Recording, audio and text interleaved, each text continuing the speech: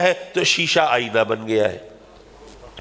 وہ جو مسالہ لگا کے پالش کی گئی ہے وہ مسالہ بھی کثیف ہے، پیالی میں رکھا ہے نظر آتا ہے، وہ بھی کثافت ہے، وہ گارا ہے وہ بھی کثافت ہے۔ فرق یہ ہے ایک کثافت سے شیشہ اندھا ہو گیا، ایک کثافت سے شیشہ آئینہ بن گیا۔ تو یارو اب یہ ہمارا انتخاب ہے، کثافت تو ہمارے اندر ہے، ہم کون سے کثافت چنتے ہیں؟ وہ جس سے شیشہ دل اندھا ہو جائے یا وہ جس سے شیشہ دل آئینہ ہو جائے؟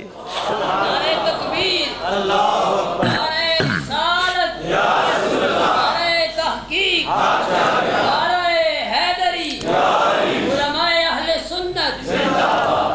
اچھا، جب شیشہ آئینہ بن جائے تو آئینے کی ایک خصوصیت ہے، جب روشنی آئینے کے مقابل آتی ہے تو روشنی بڑھ جاتی ہے۔ لوڈ شیڈنگ ہوتی ہے نا، رات کا وقت ہو، بجلی چلی گئی، اب آپ نے کینڈل موم بتی جلائی تو موم بتی جلا کے ویسے کمرے میں رکھ دیں تو اس کی روشنی کم ہوگی، اور وہی روشنی اگر جلا کے ڈریسنگ ٹیبل پر شیشے کے آئینے کے سامنے رکھ دیں روشنی بڑھ جائے گی۔ ایسا ہے نا، جب روشنی آئینے کے سامنے آتی ہے تو روشنی بڑھ جاتی ہے۔ یارو اللہ تو ہر جگہ ہے، لیکن جب کسی جگہ کوئی ایسی ہستی آتی ہے جس کا شیشہ دل آئینہ بن چکا ہے تو جب وہ آتا ہے تو وہاں پر پھر وہ روشنی بڑھ جاتی ہے، وہ ملٹی پلائی ہو جاتی ہے، اور اس کی وجہ سے پھر شیشہ دل آئینہ ہونے کی وجہ سے اللہ کا چرچا ہونے لگتا ہے۔ تو جب اللہ والے کہیں پہ آتے ہیں تو وہاں پر پھر اللہ کا چرچا ہوتا ہے۔ معاف کیجئے میں نے زیادہ فلسفیانہ تقریر کر دی، میں نے جو آیت کریمہ تلاوت کی اس کے پس منظر میں چند باتیں کر کے میں آپ سے رخصت و اجازت کا خواستگار ہو جاؤں۔ رات کو تقریباً 2-2:30 بجے میں پہنچا، اور پھر واپسی کا بھی میرا ملتان کا سفر اللہ رب کائنات نے خبردار کیا۔ کس بات پر؟ ان اولیاء اللہ لا خوف علیہم ولا هم یحزنون۔ اس نے ہمیں خبردار کر کے بتایا کہ جو اس اللہ کے ولی ہیں ان کو نہ کوئی خوف ہے اور نہ وہ غمگین ہوں گے۔ مولا تیرے ولی ہے نا، ولی کہتے ہیں دوست کو، ولی کہتے ہیں محبوب کو، ولی کہتے ہیں مقرب کو۔ مولا جو تیرا دوست ہے، جو تیرا محبوب ہے، اسے تو کوئی خوف نہیں ہونا چاہیے، اسے کوئی دکھ کوئی غم نہیں ہونا چاہیے۔ یہ بات تو سمجھ میں آتی ہے اور اس کے اعلان کی بھی بظاہر کوئی ضرورت محسوس نہیں ہوتی، لیکن مولا ذرا یہ بتا دے وہ تیرے ولی، تیرے دوست، تیرے محبوب، ان کو کوئی خوف نہیں غم نہیں، لیکن اس میں ہمیں خبردار کرنے کی کیا ضرورت ہے؟ بھئی کوئی مجھے آ کے کہے کہ کاظمی صاحب آپ ذرا خبردار ہو جائیں، آپ کا جو فلاں ہمسایہ ہے اس کو کوئی خوف نہیں، کوئی دکھ نہیں، کوئی غم نہیں، تو میں کہوں گا بھائی اللہ اسے خوش رکھے، ہم کوئی جلنے والے ہیں، کڑنے والے ہیں؟ ہم نے اسے کوئی پنگھا نہیں لیا ہوا، کوئی پنجہ آزمائی نہیں کی ہوئی، اس سے کوئی دشمنی مول نہیں لی ہوئی، وہ اپنے گھر میں خوش ہے تو اللہ اسے خوش رکھے، مجھے خبردار کیوں کر رہے ہو؟ اگر کوئی اپنے گھر میں خوش ہے تو ہمیں خبردار کرنے کی ضرورت کیا ہے؟ مولا وہ تیرے ولی ہے، تیرے دوست، تیرے محبوب ہیں، اگر وہ خوش ہیں، اگر وہ ان کو کوئی غم نہیں، کوئی دکھ نہیں، مولا اس میں ہمیں خبردار کرنے کی ضرورت کیا ہے؟ اس کو ایک مثال کے ذریعے سمجھ لیجئے۔ دیکھیے آج کل جو صاحبان اقتدار ہیں، کوئی گورنر، صدر، وزیر اعظم، وزیر اعلیٰ جا رہا ہو تو اس کے آگے ہوٹرز لگی ہوئی گاڑیاں چل رہی ہوتی ہیں اور شور مچا ہوا ہوتا ہے، دور سے پتہ چل جاتا ہے کوئی مصیبت آ رہی ہے۔ لیکن پرانے زمانے میں تو ایسا نہیں تھا۔ فرض کیجئے پرانا زمانہ ہے، بادشاہ کی سواری آنے والی ہے۔ اب اس وقت کیا ہوتا تھا؟ تو آپ لوگوں نے شاید قصوں کہانیوں میں اور ناولز میں، افسانوں میں پڑھا ہو، یا اگر اللہ نے آپ کو توفیق دی ہو تو آپ نے وہ ٹی وی ڈراموں میں یا فلموں میں دیکھا بھی ہوگا کہ پرانے زمانے میں ایسا ہوتا تھا کہ جب وہ بادشاہ کی سواری آتی تھی تو اس سے آگے نقیب چلتا تھا، آواز لگاتا تھا، باادب، ہوشیار، خبردار، ذل الہی، شہنشاہ وقت، جلوہ فگن ہونے والے ہیں۔ ایک طریقہ تھا۔ فرض کرے پرانا زمانہ ہے، بادشاہ کی سواری آنے والی ہے، نقیب آواز لگا رہا ہے، نگاہ روبرو، با ادب، با ملاحظہ، ہوشیار، خبردار، ذل الہی، شہنشاہ وقت، جہاں پناہ، جلوہ فگن ہونے والے ہیں۔ کوئی بندہ جائے اور نقیب سے پوچھے بھئی بادشاہ آ رہا ہے نا، کوئی چور ڈاکو تو نہیں آ رہا کہ ہم دکانیں بند کر لیں، مال چھپا لیں؟ کوئی خونی قاتل دہشت گرد تو نہیں آ رہا کہ اپنی جانیں بچانے کا سامان کریں، یہاں سے بھاگ جائیں؟ بھئی بادشاہ آ رہا ہے، بادشاہ تو رعایا کی جان و مال کا محافظ ہوتا ہے، پھر ہمیں خبردار کیوں کر رہے ہو؟ اگر کسی نے پرانے زمانے میں کسی نقیب سے یہ سوال کیا ہوگا کہ ہمیں خبردار کیوں کر رہے ہو، تو اس نے جواب دیا ہوگا کہ بے وقوف، تمہیں خبردار اس لیے نہیں کر رہے کہ کوئی چور ڈاکو یا خونی قاتل آ رہا ہے تم جان اور مال بچانے کی فکر کرو، نہیں، ارے تمہیں خبردار اس لیے کر رہے ہیں کہ شہنشاہ وقت کی سواری آ رہی ہے، کہیں ایسا نہ ہو کہ تمہیں خبر نہ ہو، تمہیں پتہ نہ چلے اور تمہیں لا علمی میں تم سے کوئی ایسی حرکت سرزد ہو جائے یا تمہاری زبان سے کوئی ایسا جملہ نکل جائے کہ بادشاہ کو غصہ آ جائے اور تم بادشاہ کے قہر و غضب کا نشانہ بن جاؤ اور تم اس بے خبری کی اس طرح سزا بھگتو۔ تو تمہیں خبردار کر رہے ہیں کہ شہنشاہ وقت کی سواری آ رہی ہے، ذرا اپنی زبان پر، اپنی نگاہ پر قابو رکھنا، اپنی حرکات و سکنات پہ قابو رکھنا، کوئی ایسی بات نہ کر دینا، کوئی ایسی حرکت نہ کر دینا جس سے بادشاہ ناراض ہو جائے۔ بلا تشبیہ و بلا تمثیل عرض کروں گا کہ رب کائنات بھی اپنے بندوں کو خبردار کر رہا ہے، میرے بندو یہ میرے ولی ہیں، یہ تو میری پناہ میں ہے، میری امان میں ہے، یہ خوف سے محفوظ ہے، یہ غم سے محفوظ ہیں، لیکن اگر تم نے اپنی لا علمی میں، بے خبری میں ان کو دکھ دینے کی کوشش کی یا ان کو ڈرانے کی، خوفزدہ کرنے کی جسارت کی تو تمہارا حشر کیا ہوگا، ذرا اس سے خبردار ہو جاؤ۔ اور اگر اس کو ایک دوسرے انداز سے سمجھے تو لطف اور دوبالا ہو جائے، یارو اللہ نے فرمایا میرے ولیوں کو نہ کوئی خوف نہ کوئی غم۔ خوف اور غم اگر آپ غور کریں تو چیز ایک ہی ہے، فرق ہے تو صرف زمانے کا ہے۔ اگر آنے والے زمانے کی بات ہو تو خوف ہے، کہیں ایسا ہو نہ جائے، اور اگر گزرے ہوئے زمانے کی بات ہو تو غم ہے، اوہو ایسا ہو گیا۔ بھئی الیکشن ہونے والے ہیں، الیکشن لڑنے والوں کو خوف ہے کہ کہیں ہار نہ جائیں، الیکشن ہو چکے تو ہارنے والوں کو غم ہے کہ ہار گئے۔ امتحان ہونے والے ہیں، امتحان دینے والوں کو خوف ہے کہیں فیل نہ ہو جائیں، امتحان ہو چکے فیل ہونے والوں کو غم ہے کہ فیل ہو گئے۔ چیز ایک ہی ہے، فرق ہے صرف زمانے کا۔ آنے والے زمانے کی بات ہو تو خوف، گزرے ہوئے زمانے کی بات ہو تو غم۔ اللہ فرماتا ہے میرے ولیوں کو نہ کوئی خوف نہ کوئی غم۔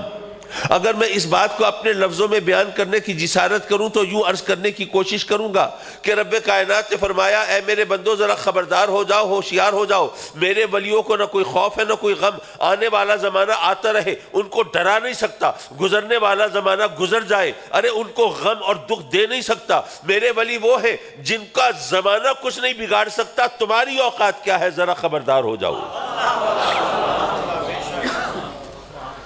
جب ولیوں کی یہ شان ہے تو اب سوال بھی پیدا ہوتا ہے کہ ان کی پہچان کیا ہے، پہچانیں گے کیسے؟ صحابہ کرام نے عرض کی بارگاہ رسالت میں کہ آقا ذرا پھر یہ بتا دیجئے ولیوں کو کیسے پہچانیں گے؟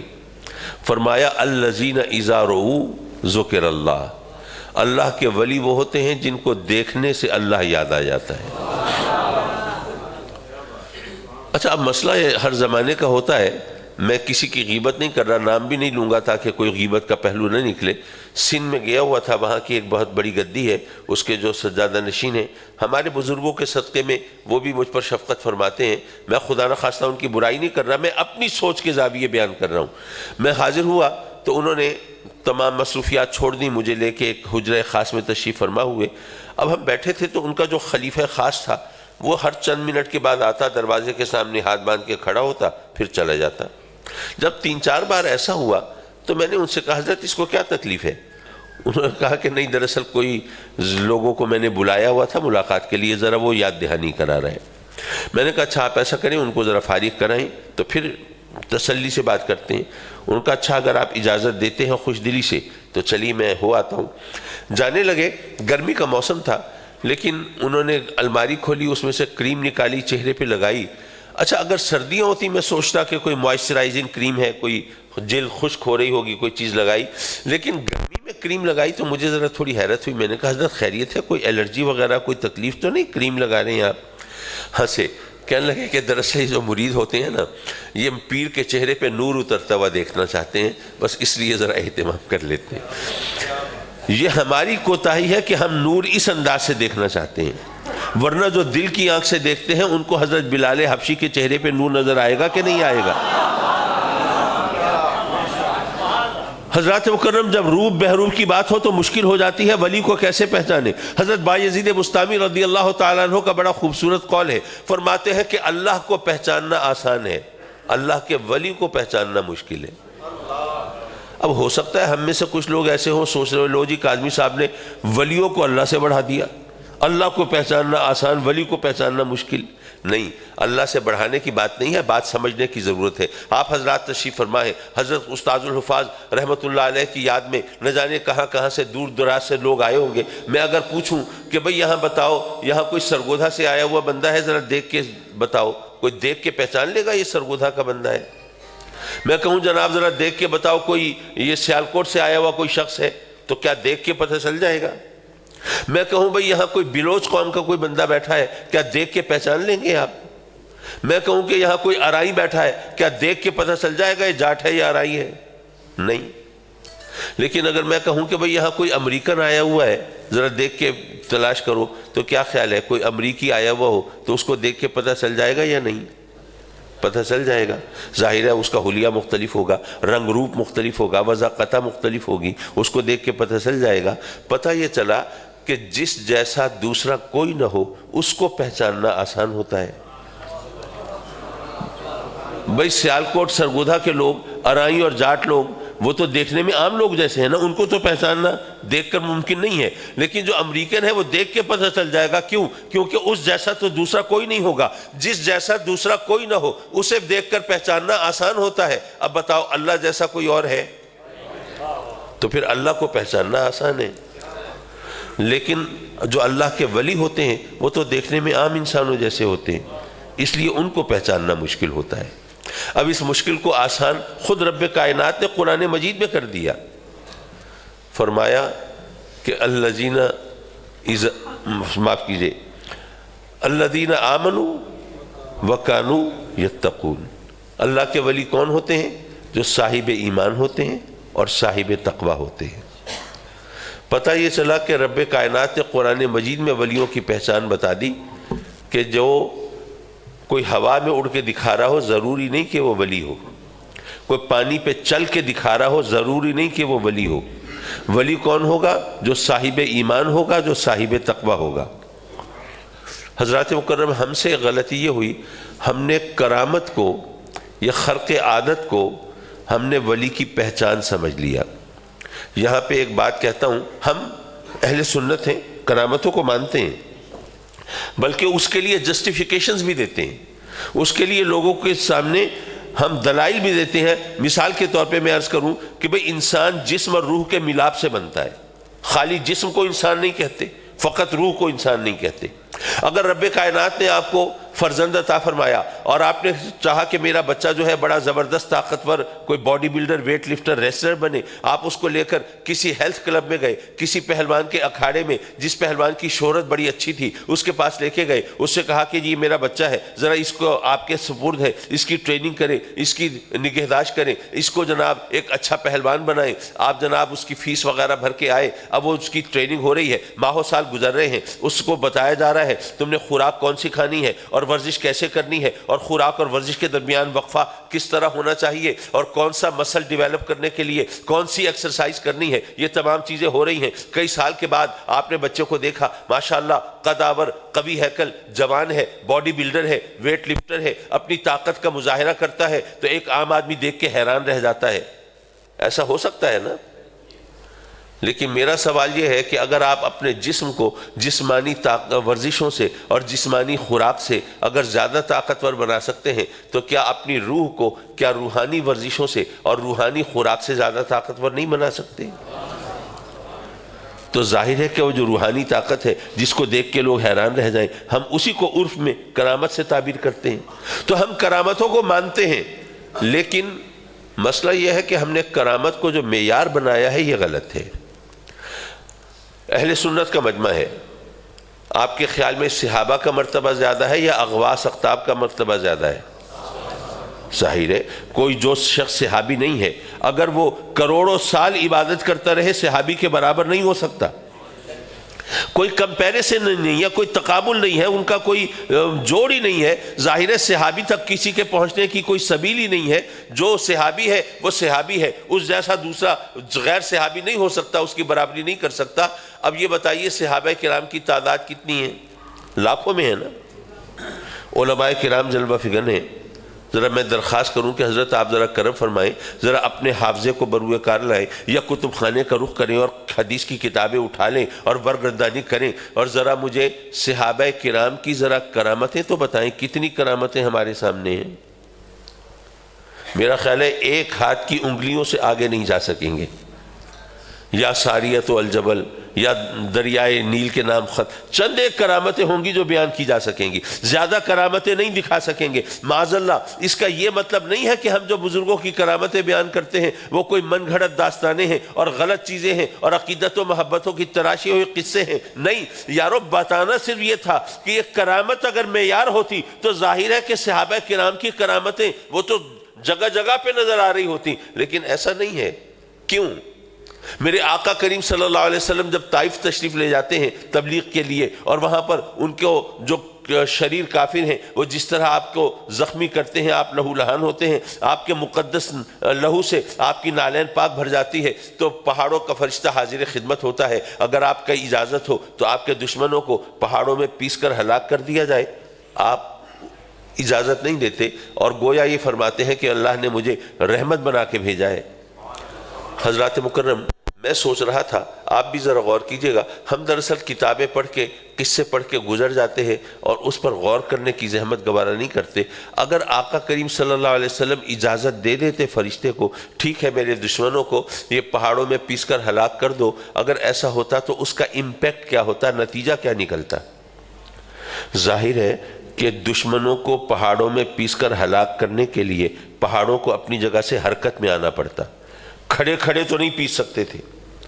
آقا کریم کے دشمنوں کو ہلاک کرنے کے لیے اگر پہاڑ اپنی جگہ سے حرکت میں آ جاتے، ذرا سوچئے اس کا نتیجہ کیا نکلتا۔ پھر کوئی ہوتا جو آپ کی مخالفت کر سکتا، کوئی ہوتا جو آپ کا مد مقابل اور حریف بن کے سامنے کھڑا ہو سکتا، کوئی ہوتا جو کلمہ پڑھنے میں ہچکچاہٹ کا مظاہرہ کرتا۔ یارو کتنی تیزی سے اسلام پھیل جاتا۔ اگر اتنی آسانی سے اتنی تیزی سے اسلام پھیل سکتا تھا، پھر میرے آقا کریم نے راستہ کیوں اختیار نہیں فرمایا؟ حضرات مکرم، اس کی وجہ یہ ہے کہ اگر اس طرح لوگ کلمہ پڑھتے تو وہ اسلام کی صداقت اور سچائی کو قبول کر کے نہیں، صرف خوف اور دہشت کی وجہ سے پڑھتے۔ اور ظاہر ہے میرے آقا کریم نے دنیا سے رخصت تو ہونا تھا۔ جیسے ہی میرے آقا کریم پردہ فرماتے، وہ لوگ جو اسلام کی صداقت اور سچائی اور ایتھینٹسٹی کو چھوڑ کر صرف خوف اور دہشت کی وجہ سے کلمہ پڑھ کے مسلمان ہوئے تھے، وہ پھر آقا کریم کے پردہ فرمانے کے بعد وہ پلٹ جاتے اور اسلام کی جو ناؤ ہے وہ بیچ مجدھار میں ڈوب جاتی اور اسلام کا معاذ اللہ بیڑا غرق ہو جاتا۔ اس لیے میرے آقا کریم زخم کھاتے رہے، دکھ سہتے رہے، اور آپ کے صحابہ کرام انہوں نے بھی جو تکلیف اٹھائی وہ آپ جانتے ہیں، دہکتے ہوئے انگاروں پر لٹا دیا جاتا تھا۔ ایک انگارہ ہمیں ذرا چھو جائے جان نکل جاتی ہے۔ ذرا ان ہستیوں کا سوچئے، دہکتے ہوئے انگاروں پر لٹا دیا گیا ہے، سینے پر بوجھ رکھ دیا گیا ہے کہ اٹھ نہ سکیں، ارے چربی پگھل پگھل کر بہ رہی ہے۔ یہ اذیت کی وہ انتہا ہے جس سے بچنے کے لیے انسان کچھ بھی کر سکتا ہے، لیکن تاریخ شاہد ہے یہ اولین زمانے میں جب میرے آقا کریم کے صحابیوں پر یہ ظلم ہوا، کوئی ایک مثال ایسی نہیں کہ کسی نے اس اذیت کے سامنے گھٹنے ٹیکے ہو، ہار مانی ہو اور اس نے گھبرا کے اپنے عقیدے کو چھوڑا ہو۔ نہیں، کوئی ایک مثال بھی ایسی نہیں ہے۔ پتہ یہ چلا میرے آقا کریم نے صحابہ کرام کو تیار کیا، ورنہ وہ ہستی جس کے اشارے پر چاند دو ٹکڑے ہو جاتا ہے، کیا محض اپنی انگشت مبارک کی اشارے سے تمام چیزوں کو اپنی مرضی کے سانچے میں نہیں ڈھال سکتے تھے؟ سب کچھ ہو سکتا تھا، لیکن نہیں، وہ تربیت فرما رہے ہیں قیامت تک آنے والے مسلمانوں کی۔ اے میرے غلاموں، ایسا نہ ہو کہ تم اسلام کی ترویج و اشاعت کے لیے یا کفار پر غلبے کے لیے تم کرامتوں کے منتظر رہو، تم معجزوں کے منتظر رہو۔ نہیں، آج کل ہوتا ہے نا ماشاءاللہ، سوشل میڈیا پر وہ آ رہی ہوتی ہیں پوسٹ، امام مہدی کا ظہور ہوگا سب ٹھیک ہو جائے گا، بس اور کچھ نہیں کرنا، بس ان کا انتظار کرنا ہے۔ وہ آئیں گے، مسلمانوں کو غلبہ مل جائے گا، کافر مغلوب ہو جائیں گے اور اسلام کو فتح و نصرت سے ہمکنار ہونے کا موقع مل جائے گا۔ اب لوگ بیٹھے ہیں، بے عملی کا شکار ہوئے۔ نہیں، یہ میرے آقا کریم نے اگر دکھ اٹھائے ہیں، اگر زخم کھائے ہیں، اگر صحابہ کرام نے ان اذیتوں کی انتہا جھیلی ہے، وہ صرف اس لیے کہ قیامت تک آنے والے مسلمانوں کے سامنے ان کی مثال رہے۔